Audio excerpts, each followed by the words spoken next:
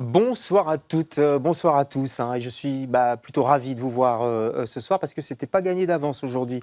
En venant jusqu'au studio sur mon scooter, eh bien, j'ai dû zigzaguer, figurez-vous, entre des dizaines de tracteurs, même des centaines de tracteurs et des bottes de paille posées ça et là sur les routes qui rentrent dans Bruxelles. Et puis, une fois dans la ville, pareil, j'ai dû affronter plusieurs rues aux pavés défoncés.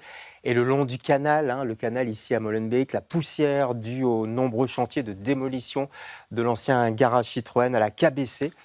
Et sous mon casque, je me suis dit, eh bien voilà, tout s'effondre et finalement c'est normal, ça fait partie du cycle de la vie, la fin des choses et au-dedans de nous, la fin de nos histoires d'amour aussi qui s'effondrent comme ça, sans tambour. Samuel H.H. est l'invité de LCR ce soir.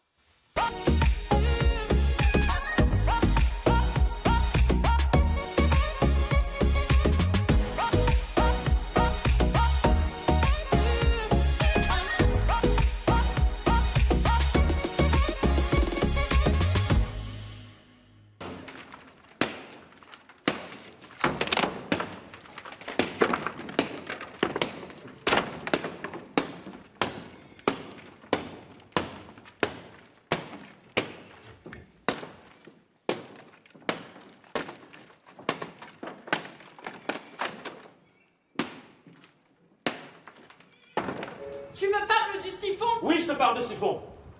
Je te parle d'amour et tu me parles du siphon? Pardon? Mais pardon, je suis complètement siphonné. Pardon, excuse-moi. Attends, non mais c'est ça qui te fait rêver. Ce qui te fait rêver, c'est que je répare le siphon. Non. Mais moi je le répare le siphon. Mais y a pas de problème, là regarde, je le répare ton siphon. Non, j'ai pas rencontré quelqu'un. Et au fond, toi, t'es un gros charpentier, un vieux charpentier tout pourri. Et à coup de masse, là à coup de masse, là à coup de masse, là tu m'as construit un cercueil. Coup de masse, là à coup de masse, là à coup de masse, là tu m'as construit un cercueil. Et moi dans le cercueil je fais, laissez-moi sortir. Allez pète mon cercueil, je veux sortir. C'est toi que j'aurais voulu aimer comme ça. Voilà ce qui se passe en ce moment sur la scène du Théâtre National, dans la grande salle, s'il vous plaît, une maison qu'on démolit chaque soir et puis sans doute qu'une fois qu'on est parti, bien on la remonte pour le soir suivant. Bonsoir Samuel H.H. C'est vrai que c'est hyper physique en fait, y compris pour les gens qui ne sont pas ni comédiens ni musiciens qui sont autour. Oui, c'est pas mal de travail de reconstruction tous les jours, ouais. Ouais, j'imagine. Alors, vous balayez entre guillemets pendant le spectacle, mais j'imagine qu'après aussi. Vous êtes comédien, vous êtes musicien, metteur en scène de ce spectacle, mais surtout, c'est un collectif, en fait. C'est ça qu'il faut expliquer. C'est une écriture qui s'est faite presque sur scène, ensemble. Oui, pendant les répétitions, complètement. C'est-à-dire que les acteurs, les chanteurs et les musiciens Ouais. du spectacle sont les co-auteurs de ce spectacle. C'est-à-dire qu'on travaille en partie par improvisation, et c'est comme ça qu'on construit, comme ça, et que s'établit à la fois l'histoire, et donc le texte aussi, Ouais. et les arrangements musicaux. Alors c'est des allers-retours entre des choses qui sont très préparées, des choses qui sont plus spontanées, comme ça, pendant les répétitions.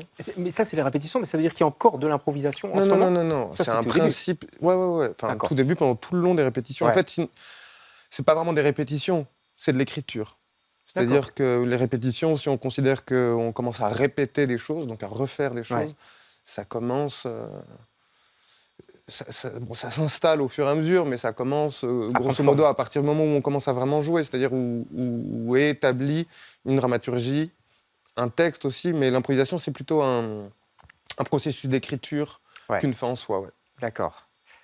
La fin en soi. On va en parler de la fin en soi, parce que c'est une pièce, un spectacle sur la fin d'un couple, mais aussi la fin du monde, puisque vous vous adressez au monde à un moment donné dans ce spectacle. Comment vous gardez l'énergie de ces débuts, justement, d'improvisation? Parce que ça a été un gros succès au Festival d'Avignon, mais en 2022, vous êtes toujours en tournée, vous partez à Strasbourg après Bruxelles, vous allez continuer encore jusqu'à l'hiver prochain.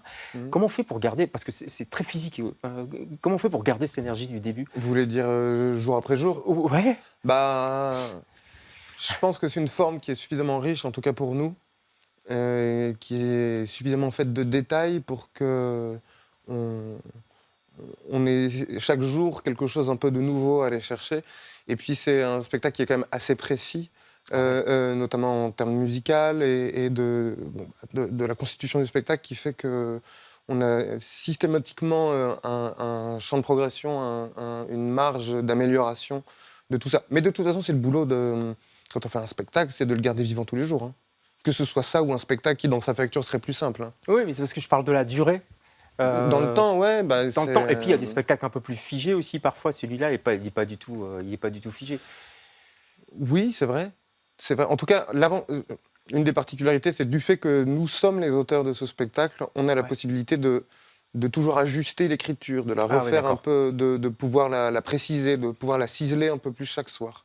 Si besoin. Donc, non, il n'y a pas de changement radicaux d'un soir à l'autre. Quelqu'un qui l'aurait vu il y a 15 jours le revoit aujourd'hui, il dit c'est le même spectacle. Ouais. En revanche, il y a des choses qui se précisent, comment dire une chose d'une manière plutôt que d'une autre, etc.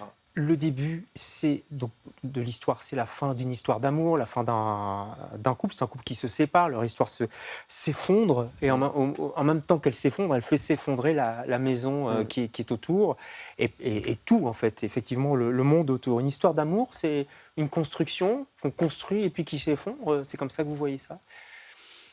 Qui s'effondre, pas forcément. Alors après, je ne suis pas spécialiste...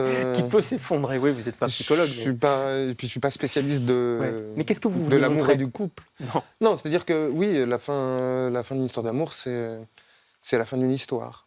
Ouais. Et je voulais qu'on parte de cette question plutôt de cette situation, de la fin d'une histoire. Et c'est un monde qui s'effondre, une histoire d'amour. Et donc de voir comment on pouvait prendre cette idée-là au pied de la lettre et comment presque la matérialiser dans l'espace et donc de faire s'effondrer la maison qui pouvait aussi abriter en partie ce couple, mais de considérer que la fin de cette histoire était le début de la nôtre, en fait, était le début de notre création, était de venir regarder qu'est-ce qui se passe après, qu'est-ce qu'on peut inventer après ça. Ouais, parce que c'est ça aussi, hein, c'est un spectacle sur l'après. Qu'est-ce qu'on fait? Comment on reconstruit? Mais il y a toujours un après. Enfin, je veux dire, on est toujours dans l'après de quelque chose, et dans la construction, et la construction d'une nouvelle. Donc c'est un spectacle sur l'après, mais pour moi c'est aussi un spectacle sur le début. Sur le début de l'après. Enfin, on pourrait faire jouer sur les mots comme ça pendant longtemps. On vous suit. Il y a un peu de partie aussi dans ce spectacle, parce que c'est du théâtre musical aussi. Beaucoup. Surtout, surtout un peu beaucoup. Il y a de la musique, il y a des musiciens sur scène tout le temps, et c'est pas toujours la même musique non plus. Est-ce que on va parler de la musique et des musiciens? Avant ça, je voulais savoir quels sont les chorégraphes, beau lapsus, mais les metteurs en scène qui vous inspirent. Il y a Castellucci. Moi, je pensais à Alain Platel aussi, puisqu'on est en Belgique. Beaucoup. Ouais. Quand j'ai commencé à mettre en scène, c'était justement Didon Aîné de Purcell, donc un opéra. Et une des pièces qui m'avait le plus marqué, inspiré, en tout cas fait réfléchir, au-delà de Christophe Marthaler aussi, mais c'était Passion, le spectacle qu'il avait fait avec Fabricio Cassol, à partir de la Passion selon Saint Matthieu. C'était magnifique. C'était génial. Et il ne s'agissait pas du tout de reproduire la manière dont il pouvait réécrire ou adapter, arranger, s'inspirer d'une musique dite ancienne, la fin de la période baroque, quoi. Mais parce qu'on n'allait pas du tout faire la même chose, mais pour moi c'est quelque chose qui m'avait marqué et aussi qui nous avait autorisé presque. En fait, c'est possible de dire, en fait, c'est possible. Maintenant, il faut faire notre truc. Ça ouvre les portes. Il ne faut pas copier. On va regarder un extrait d'un autre spectacle d'Alain Platel. Ce n'est pas vraiment de la musique baroque, c'est plus musique fanfare, mais il a fait tout un travail là-dessus aussi. Ça s'appelle En avant marche. J'ai choisi cet extrait-là parce qu'il y a beaucoup de loufoquerie aussi qui vous est cher, je crois. Regardez.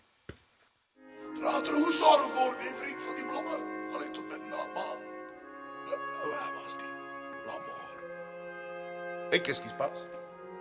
Qu'est-ce qui se passe? On joue plus, quoi.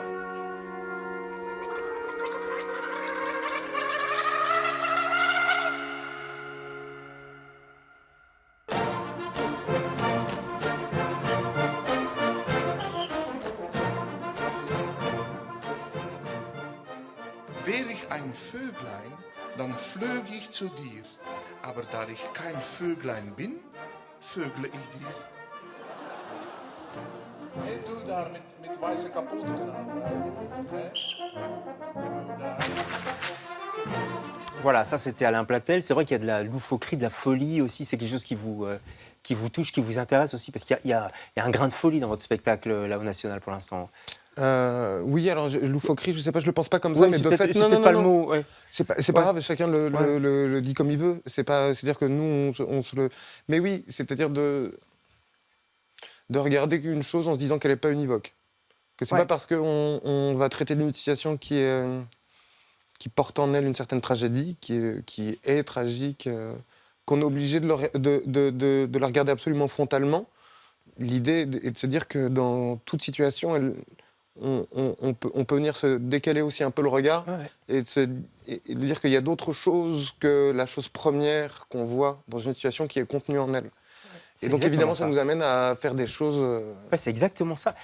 Tristan et Isolde, il y a des allusions à Tristan et Isolde. Ben voilà, vous le regardez sous un prisme, avec un prisme différent. Je voudrais qu'on parle quand même de la musique. Il y a un peu deux parties au début. C'est de la musique composée, et presque récitative. Ça, l'idée est Complètement, géniale, même. quoi. Elle suit les. On l'a vu dans l'extrait d'ailleurs. Elle suit les acteurs. Et puis après, c'est des lieds de Schumann. Pourquoi des lieds de Schumann d'ailleurs? Bah, c'était le point de départ en fait. C'est-à-dire Ouais. que, en même temps que cette idée de spectacle à partir de la question d'une situation d'effondrement et de ce couple qui se sépare, je voulais travailler à partir d'un cycle de leaders qui était Leader Christ Opus 39, donc un cycle de leaders de Robert Schumann. Ouais. Et justement, quand je commençais à écouter, à lire un peu plus sérieusement cette musique, c'est comme si ça racontait des fins d'histoire. Ouais. Systématiquement des fins d'histoire. Ça raconte une fin.